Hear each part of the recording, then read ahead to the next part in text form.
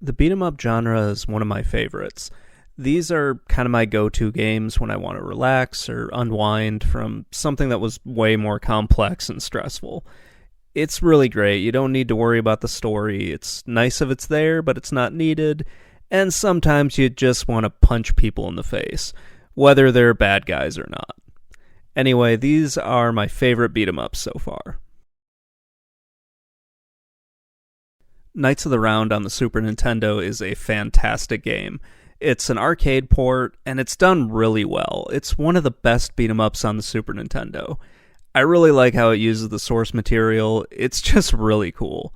The story takes place before King Arthur actually became the King of England, and you're following around Arthur, Lancelot, and Percival as they wander around trying to defeat some evil wizard or some such nonsense like that.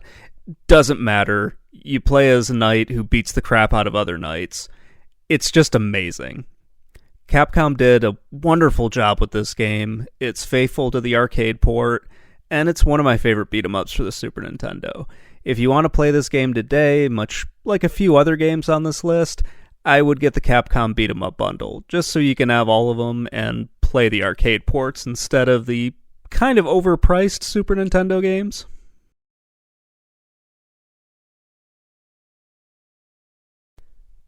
The Pirates of Dark Water is probably an odd selection for some people.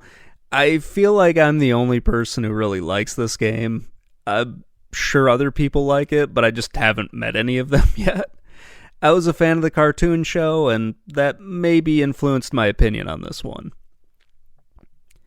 I have a lot of fun playing this game. I think it controls really well. The graphics are great. It feels like you're playing the cartoon in some cases. It's just a wonderful game. Reminds me a lot of, waiting for a new episode of the cartoon. And hey, at least this one ends because the cartoon never did. It just sort of stopped. This is one of the better licensed games for the Super Nintendo.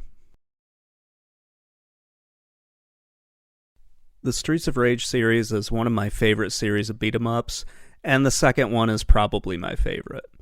I have not played 4 yet, so maybe that'll change, but you never know. I think the music is great, the graphics are great, the gameplay is terrific.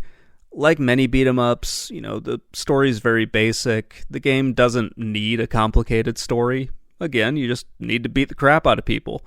That's all that really matters in one of these. You pick between one of 3 characters, and you fight some gang that came back from the previous game, and you have a Mike Hagar clone, which I always thought was really funny. I love using Max in this game. He might not be the best character, but he's the one that, gave me the most joy to play. Because I just like that he's essentially Mike Hagar from Final Fight. And they didn't really do a good job of hiding that.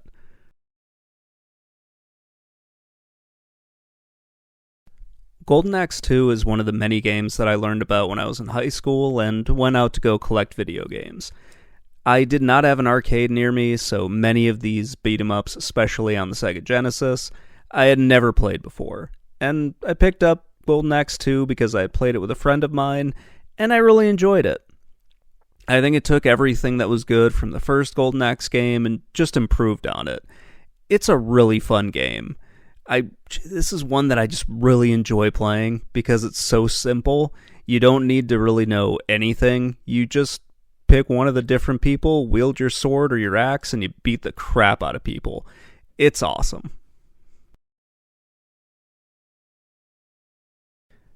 King of Dragons is my favorite beat 'em up on the Super Nintendo. It took everything I liked about Knights of the Round and just really improved on it. There are more playable characters, I think the gameplay's a little bit better, and everything just looks a lot better. The game feels like it was inspired by Dungeons & Dragons or one of the swords and sorcery games and movies from the late 80s.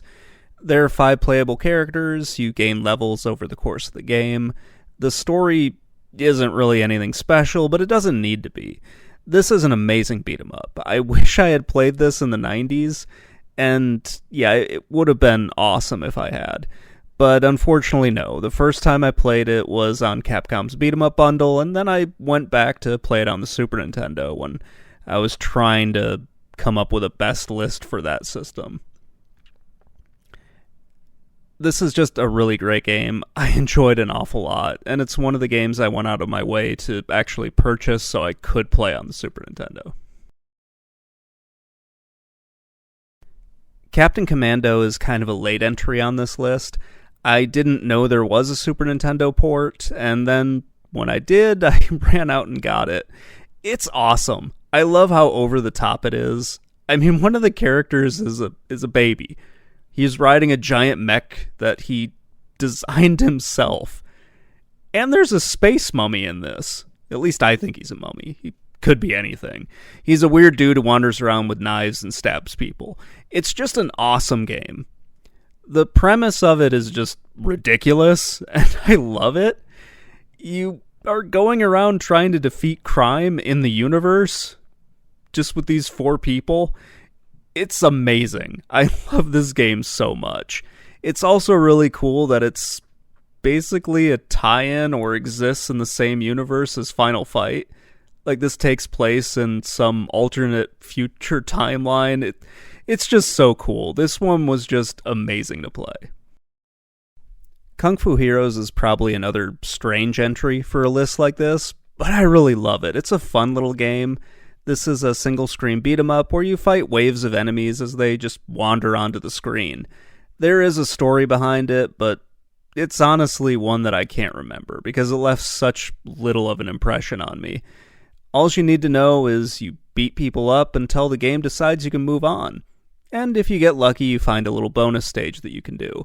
It's pretty fun, and it's a nice distraction from some of the other games on this list. If you're bored with like a traditional beat 'em up, then give this one a try. It is pretty fun for what it is. Teenage Mutant Ninja Turtles: The Hyperstone Heist is probably the best beat 'em up on the Sega Genesis. I know that it is based on Turtles in Time. I like both games. It's really just personal preference over which one you enjoy. I like this one a little bit better than Turtles in Time. That's just me, though. Doesn't really matter which one you like. They're both awesome.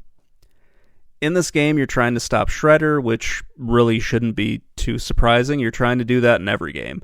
And yeah, you do some time travel hijinks, you do some other stuff, and really what you're doing is just wandering from one screen to the next, beating the shit out of anything that just happens to come in your path. It is awesome. I really love this game.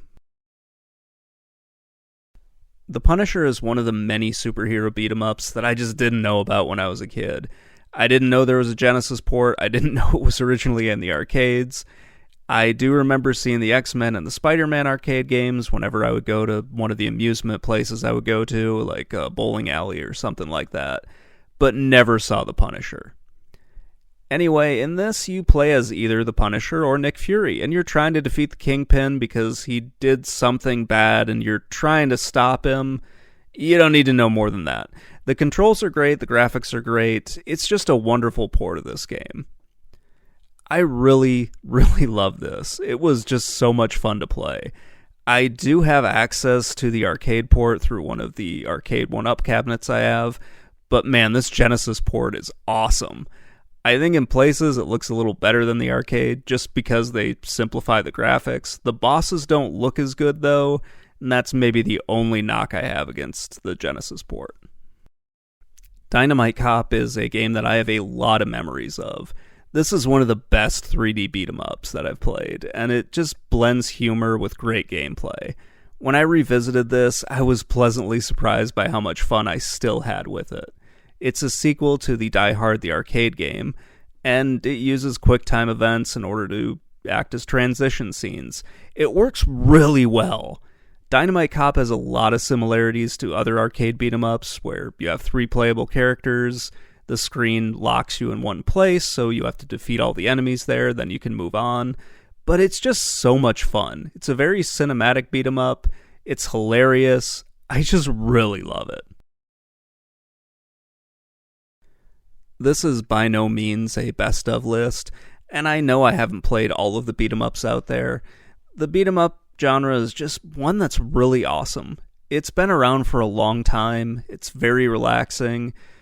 It's still being made, both in the 2D and in the 3D styles. There's also the Dynasty Warriors games, which seemingly spawn their own separate subgenre, but I've always thought of them as beat 'em ups because, well, you're going around beating up people. It's a weird genre. There's a lot of just strangeness to it. As I play more of these games, I'll make a few lists on like the modern systems and maybe just my favorites overall. This will get updated at some point, but for right now, these are the 10 that I really liked. Anyway, that's going to wrap things up. Let me know what you think in the comments below, and I will talk to you all later. Bye.